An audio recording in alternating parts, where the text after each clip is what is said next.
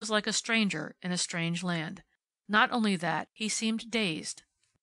"We'll have it out tonight," Fanny said to herself. "He'll never get that look off his face until he has told it all. I knew she was a beast." She made him lie down while she attended to schedules, tickets, berths. She was gone for 2 hours.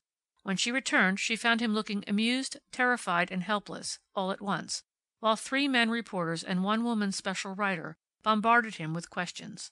The woman had brought a staff artist with her, and he was now engaged in making a bungling sketch of Theodore's face, with its ludicrous expression.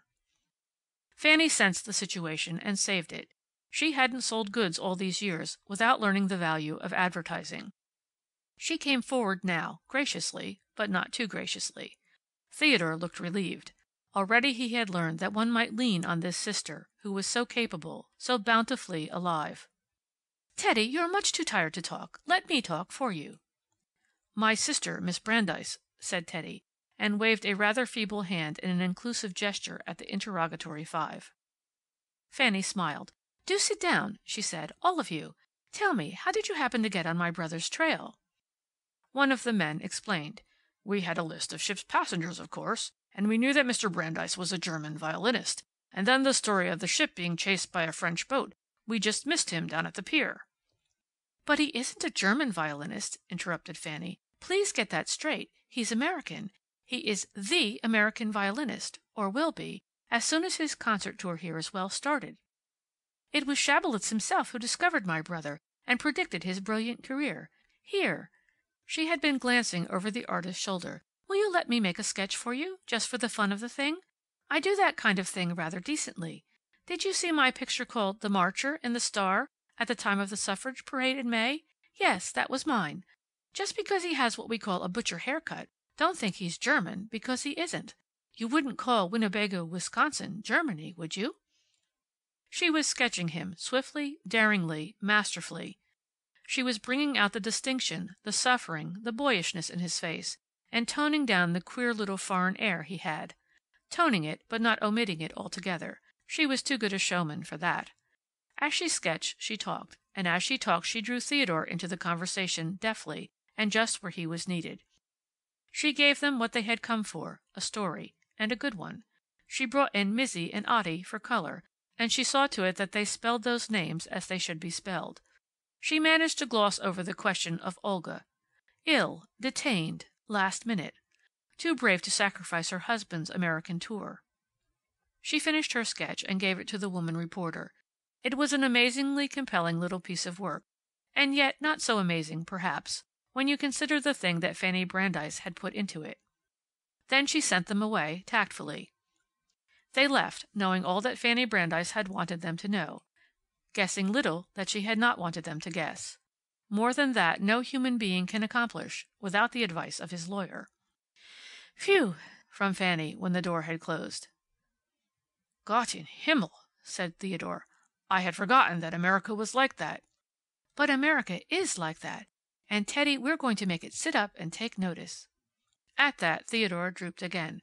Fanny thought that he looked startlingly as she remembered her father had looked in those days of her childhood, when Brandeis's Bazaar was slithering downhill. The sight of him moved her to a sudden resolve. She crossed swiftly to him and put one heartening hand on his shoulder. "Come on, brother, out with it. Let's have it all now." He reached up for her hand and held it desperately. "Oh, Fan," began Theodore. "Fan, I've been through hell." Fanny said nothing. She only waited, quietly, encouragingly. She had learned when not to talk. Presently he took up his story, plunging directly into it, as though sensing that she had already divined much. "She married me for a living. You'll think that's a joke, knowing what I was earning there in Vienna, and how you and Mother were denying yourselves everything to keep me. But in a city that circulates a coin valued at a 20th of a cent, an American dollar looms up big. Besides, 2 of the other girls had got married. Good-for-nothing officers. She was jealous, I suppose. I didn't know any of that. I was flattered to think she'd notice me. She was awfully popular. She has a kind of wit. I suppose you'd call it that. The other girls were just coarse and heavy and, well, animal. You can't know the rottenness of life there in Vienna. Olga could keep a whole supper table laughing all evening. I can see now that that isn't difficult when your audience is made up of music hall girls and stupid, bullet-headed officers with their damned high collars and their gold braid and their silly swords and their corsets and their glittering shoes and their miserable petty poverty beneath all the show. I thought I was a lucky boy. I'd have pitied everybody in Winnebago if I'd ever thought of anybody in Winnebago. I never did, except once in a while of you and Mother when I needed money. I kept on with my music. I had sense enough left for that. Besides, it was a habit by that time. Well, we were married. He laughed an ugly, abrupt little laugh that ended in a moan, and turned his head and buried his face in Fanny's breast. And Fanny's arm was there, about his shoulder. Fanny, you don't... I can't. He stopped. Another silence. Fanny's arm tightened its hold.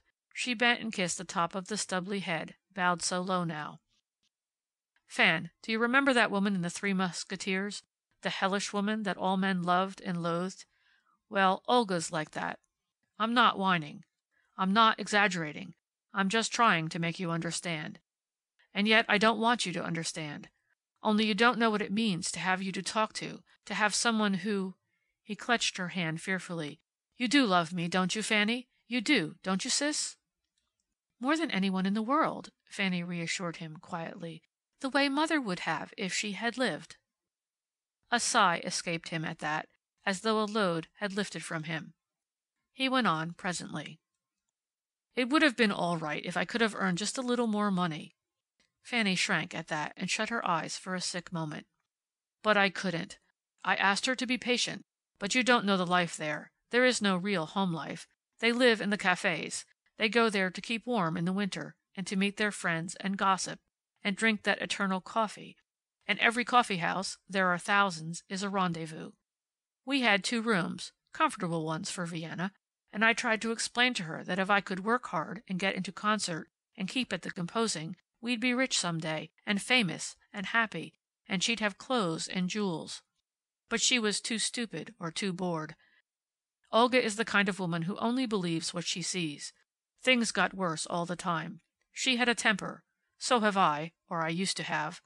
But when hers was aroused it was horrible. Words that unspeakable words. And one day she taunted me with being, with my race. The first time she called me that, I felt that I must kill her. That was my mistake. I should have killed her, and I didn't. Teddy boy, don't, brother. You're tired. You're excited and worn out. No, I'm not. Just let me talk. I know what I'm saying. There's something clean about killing. He brooded a moment over that thought.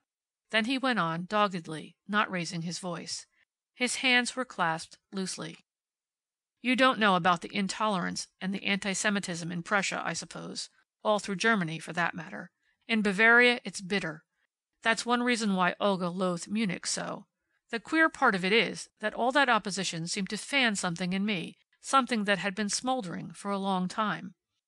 His voice had lost its dull tone now. It had a new timbre, and as he talked he began to interlard his English with bits of German, the language to which his tongue had accustomed itself in the past 10 years. His sentences, too, took on a German construction from time to time. He was plainly excited now. My playing began to improve. There would be a ghastly scene with Olga, sickening, degrading. Then I would go to my work, and I would play, but magnificently. I tell you, it would be playing. I know. To fool myself, I know better.